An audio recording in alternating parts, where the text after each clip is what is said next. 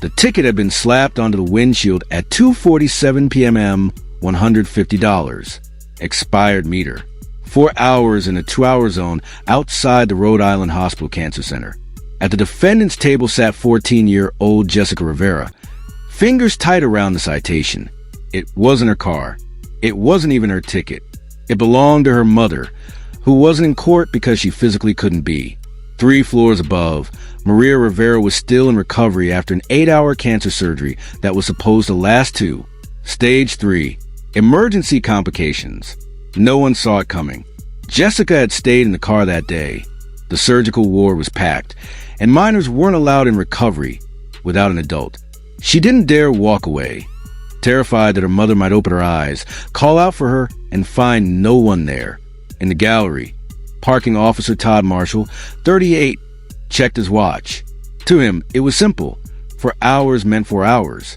A violation is a violation. Rules are rules. Behind Jessica sat her aunt, Carmen Rivera, clutching a folder stuffed with hospital records and a worn tissue. One hand rested steady on her niece's shoulder. Carmen knew something the judge was about to discover. Officer Marshall had issued 47 tickets outside that same cancer center in just 6 months, hitting families in the middle of their worst moments. Jessica's $150 citation wasn't just another fine. It was about to pull a thread that revealed a performance-driven system turning human crisis into city revenue. But before any of that could unfold, Judge Frank Caprio had one question to answer. Why was a scared 14-year-old standing alone to defend her mother's parking ticket? Would this be another day where the rules overshadow compassion? Where 4 hours means 4 hours, end the conversation? Or would something deeper rise to the surface, sparked by a child in court while her mother fought to heal just 3 floors above? If you're watching from Providence, from a hospital room, or from anywhere you've ever waited while someone you love battled for their life, drop a comment and make sure you subscribe to Order in the Court so you never miss stories like this. Because sometimes justice happens when a judge looks past the paperwork and truly sees the people standing before him. Wednesday, 10:45 a.m. Providence Municipal Court. The morning had been uneventful. The usual traffic fines, meter violations, late registrations, until the clerk read a case that would end up reshaping hospital parking policy across the entire state. Rivera Maria, citation 4782B, expired meter, hospital zone. A thin, tired-looking girl rose from the bench. Jessica Rivera, jeans, hoodie, the unmistakable look of someone who'd spent far too many nights under fluorescent hospital lights. The yellow citation shook slightly between her fingers. Behind her stood Aunt Carmen, one hand gripping a folder packed with medical papers, the other bracing her niece's shoulder like a steady anchor. Across the room, Officer Todd Marshall stayed in his seat, arms folded, expression flat, as if this were just another item on a long checklist. He'd written hundreds of these hospital zone tickets. This one wasn't supposed to be any different. Judge Frank Caprio glanced up, and the moment he saw Jessica's age, something in his face softened. "Good morning," he said, voice warm. "Please have a seat." Jessica sat. Carmen stayed behind her, standing guard. Frank lifted the citation and read every detail with deliberate care. Maria Rivera Toyota Camry, 2011 Hospital Street. Metered zone outside Rhode Island Hospital Cancer Center date. October 14th time issued. 2:47 p.m. Parked. 4 hours, 12 minutes fine. $150. He looked up. "This ticket is in your mother's name. The vehicle is registered to Maria Rivera. Why are you here instead of your mother?" Jessica swallowed. When she spoke, her voice was soft but steady. "My mom, she can't come, Your Honor. She's still in the hospital. She had surgery. She's still recovering." Frank's tone gentled even further. "I'm very sorry to hear that. What kind of surgery?" "Cancer surgery," Jessica said. "It was supposed to be 2 hours. But there were complications. It took 8. I waited in the car because they said I couldn't stay alone in the surgical area, and there wasn't space in the waiting room." She didn't say the part she felt in her chest, that she'd been terrified to step away, terrified her mother would wake up confused and alone. Frank stared down at the citation again. 4 hours, 12 minutes. 2-hour limit. issued outside a cancer center. He shifted his attention to the gallery. Officer Marshall, he said, you issued the citation. Todd stood. Yes, Your Honor. The vehicle was clearly beyond the meter limit. 4 hours in a 2-hour zone. That's a violation, regardless of circumstances. Frank's voice was calm, but sharper now. Did you see anyone in the vehicle when you wrote the ticket? I saw a kid in the back seat, Todd replied. Looked like she was on her phone. Doesn't change the violation. You saw a child alone in a car for 4 hours outside a hospital, Frank said, and you still issued the ticket? Todd stiffened.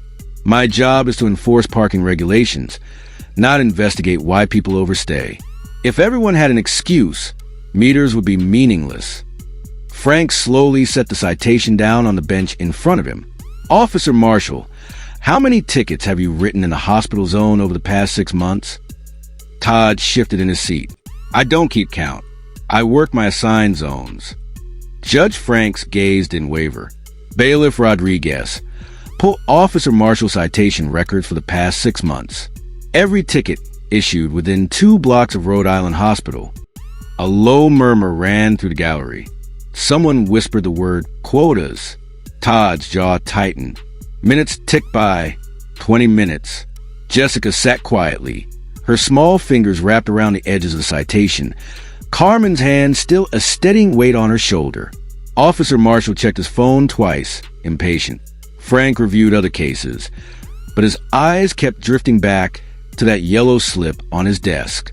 Finally, Bailiff Rodriguez returned, a thick printed report in hand. Page by page, Frank scanned, his brow darkening. Officer Marshall, in the past 6 months, you've written 127 parking citations in the hospital zone. 47 of those were issued directly outside the cancer center. Most were for vehicles parked 3 to 5 hours beyond the meter limit. He paused, letting the numbers sink in. That's an average of 8 tickets per month at a single cancer treatment facility. Todd shifted uncomfortably. That zone has high turnover and frequent violations. It has families dealing with medical emergencies. Frank reached for his phone. Bailiff, please connect me to the patient advocate office at Rhode Island Hospital. I'd like to speak with them on speakerphone. The courtroom fell silent. Jessica looked at her aunt, puzzled. Carmen squeezed her shoulder. The line connected. A clear voice answered. Patient advocate office. This is Susan Chun. Miss Chun, this is Judge Frank Caprio from Providence Municipal Court. I have a case here involving a parking citation issued outside your cancer center. Can you tell me the typical duration of appointments and procedures at that facility? Susan didn't hesitate. Initial consultations run 2 to 3 hours. Chemotherapy sessions can last 3 to 6 hours, depending on the protocol. Surgical procedures take anywhere from 2 to 8 hours, sometimes longer if complications arise. We always tell families to expect delays, because medical situations are unpredictable. Parking is limited. Her frustration was evident. It's a nightmare, Your Honor. 40 parking spaces for a 200-bed facility. The meters outside are only 2-hour limits. We've been asking the city to extend them or create medical validation zones for years, but nothing has changed. Families get ticketed while their loved ones are in surgery or undergoing treatment. It adds financial stress on top of what is already the worst time of their lives. The courtroom was silent. Even Officer Marshall shifted uneasily in his chair. The numbers, the stories, the stakes. They were no longer just about meter. They were about real people in real pain and a system that had ignored them for too long. Thank you, Miss Chun. Frank ended the call and turned his gaze on Officer Marshall. You've been systematically ticketing families during medical emergencies.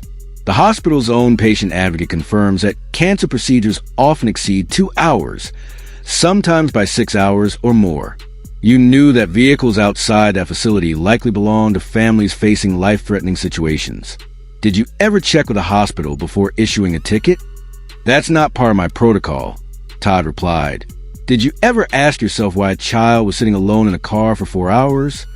Frank pressed. I'm not required to investigate circumstances. The meter limit is 2 hours. The vehicle exceeded that limit. I wrote the citation.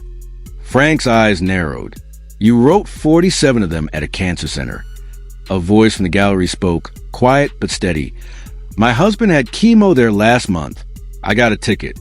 I was inside, holding his hand while the drugs made him sick. I paid it.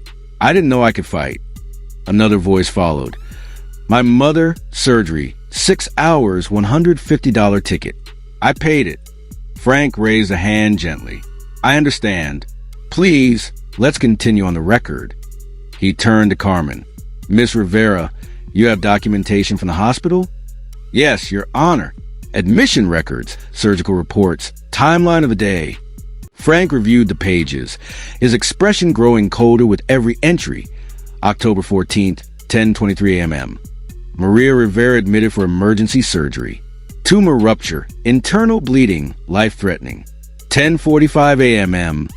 Jessica Rivera, age 14, informed she cannot remain in surgical ward. Minor, unaccompanied, liability restrictions. Waiting room at capacity. Advised to wait in vehicle or return later. 11 a.m. Surgery begins. Estimated duration, 2 hours. 2:47 p.m. Citation issued by Officer T. Marshall. Vehicle parked 3 hours, 47 minutes. 3:15 p.m. Surgery continues. 7 p.m. Surgery ends. Maria Rivera stable, in critical condition. 7:30 p.m. Jessica Rivera permitted to see mother in recovery. Frank read the surgical notes aloud, each word a hammer. Tumor rupture, emergency intervention, complications requiring extended procedure, 8 hours to save Maria Rivera's life. While her 14-year-old daughter waited alone in a car, too terrified to leave, too young to wait inside. And in the middle of that nightmare, at 2:47 p.m, a parking officer issued a $150 ticket. Frank's voice was quiet, deliberate. Every word weighted with consequence. Officer Marshall, while this child's mother was on operating table, fighting for her life, while Jessica sat alone in a car, praying her mother would survive, you issued a citation. Is that correct? Todd's face flushed crimson. I didn't know the situation, he stammered. Frank leaned forward, voice steady but sharp. You didn't ask. You saw a child alone in a vehicle for hours outside a cancer facility, and instead of checking if she needed help, you wrote a ticket. A heavy silence filled the courtroom. Bailiff, Frank said, his tone final. Please contact the Providence Parking Authority. I want to speak with the director. I want to know if officers operate under quotas or performance metrics, and whether Officer Marshall has been specifically assigned to hospital zones. Within the hour, Michael Foster, 52, director of the Parking Authority, arrived, shifting uneasily as he took a seat. Director Foster, Frank began, does your department operate under a quota system? Not quotas, Your Honor, Foster replied cautiously. Performance metrics. Officers are expected to issue a minimum number of citations per shift to justify operational costs. Frank's eyes narrowed. How many? 15 citations per 8-hour shift, Foster admitted. Officer Marshall consistently exceeds expectations. He averages 22 citations per shift, largely by targeting hospital zones. Frank pulled up the data. 47 tickets issued outside the cancer center alone. Average fine, $150. Total revenue, $7,050. Extracted from families already grappling with cancer, fear, and financial strain. How much of that revenue factors into Officer Marshall performance evaluation? Frank asked. Officers receive annual reviews based on citation numbers. It affects their standing and eligibility for advancement. Foster said, a trace of unease creeping into his voice. Frank's gaze pierced the room. So he's incentivized and encouraged to write tickets regardless of circumstances, to target families in medical crisis because they cannot move their cars, to ignore common sense and compassion, all in the name of performance metrics. Michael Foster had no response. Frank's decision was immediate, deliberate, and unequivocal. The scale of the system, the incentives, the human cost, it could not be ignored. This citation is dismissed, Frank announced. His voice carried across the courtroom. Jessica, you and your mother owe nothing. He turned to Director Foster. I am ordering a review of all 47 citations issued by Officer Marshall outside the cancer center over the past 6 months. Families who paid those fines are to be refunded in full. Frank continued, his tone firm and measured.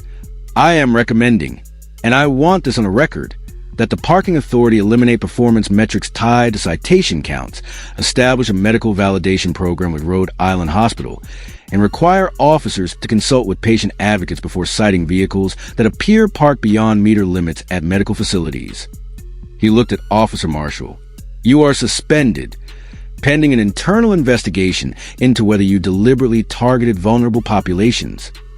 Then Frank's voice softened. He turned to Jessica.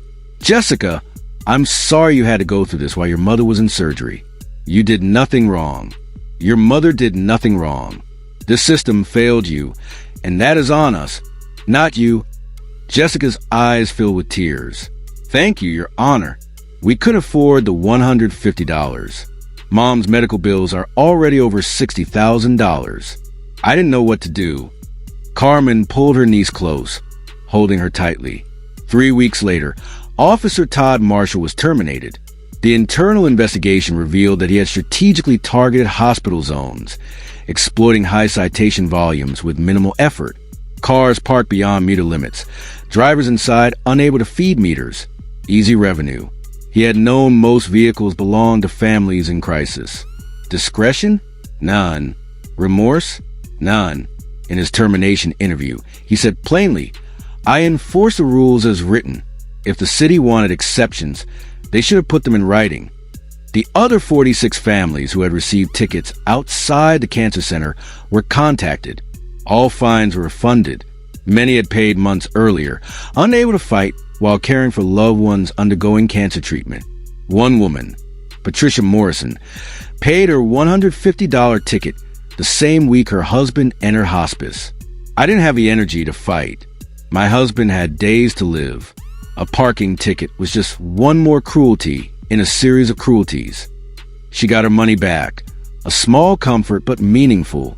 The city of Providence faced public pressure to reform. Within 2 months, sweeping changes were implemented.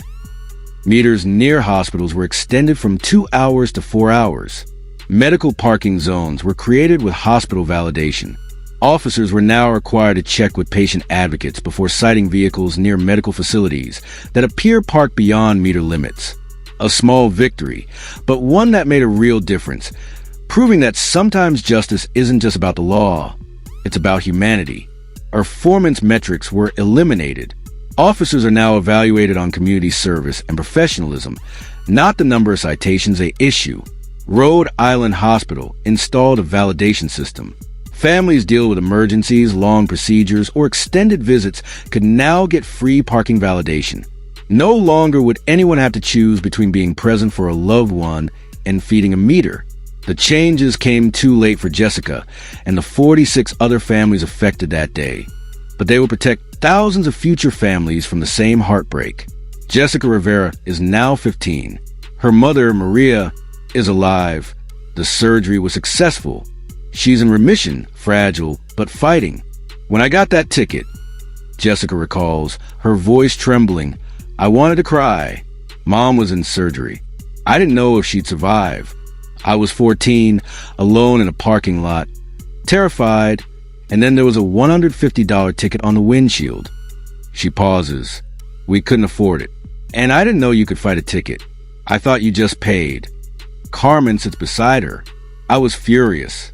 My sister was fighting for her life, and they ticketed her car with her daughter inside. It was cruel. So I gathered the hospital records, and we went to court. Maria Rivera, now 43, keeps the dismissed citation tucked in a folder with her hospital discharge papers. These, she explains, represent the same day. The day I almost died. The day Jessica waited alone. The day someone saw our crisis and wrote a ticket. And the day months later when Judge Caprio said, no, that's wrong, and made it right. Judge Frank Caprio still keeps Jessica's citation in his chambers. The yellow slip that started everything. $150 for hours, cancer center. Todd Marshall saw that car and saw a violation. Frank tells visitors, "I looked at the same citation and saw a 14-year-old girl waiting to find out if her mother would live. Those are two very different things." He holds up the ticket. "This represents everything wrong with turning human suffering into revenue." Jessica's mother was in surgery. Jessica was alone and terrified. The city's response? A $150 fine. That's not law enforcement. That's a failure of compassion. Frank was later recognized by patient advocacy groups for exposing the hospital parking scheme. In interviews, he was blunt and unwavering. "Parking rules exist to manage limited space fairly," he said. "But when someone's mother is in cancer surgery, fairness means understanding that feeding a meter is impossible." Jessica couldn't leave that car. What if her mother had died while she was at a meter? What if the hospital called and she wasn't there? A child should never have to choose between being present for her dying mother and avoiding a parking ticket. He held up the stack of dismissed citations. These represent 47 families dealing with cancer, surgery, treatment, and death. We ticketed them. We added financial stress to medical trauma. That's not governance. That's failing people when they needed help most.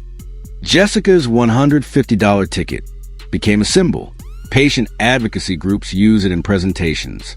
Hospital administrators reference it when lobbying for reforms. Ethics courses for parking officers cited as a warning. Rules without compassion become cruelty. Providence's reforms inspired other cities to take notice. Boston eliminated meters within 1 block of major hospitals. Hartford created free medical parking with validation. New Haven extended meter times to 6 hours near medical facilities. And it all came from Jessica's courage, a 14-year-old who could have quietly paid the fine and stayed silent. Instead, with her aunt's help, she went to court, told her story, and exposed a system that prioritized revenue over compassion. Judge Frank Caprio listened. His courtroom proved that day, parking citations aren't just about rules. A child waiting for her mother isn't a violation.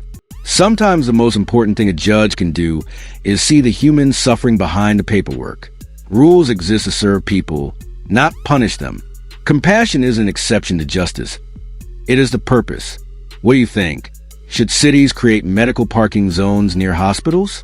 Should officers who ticket families during emergencies face consequences? Share your thoughts.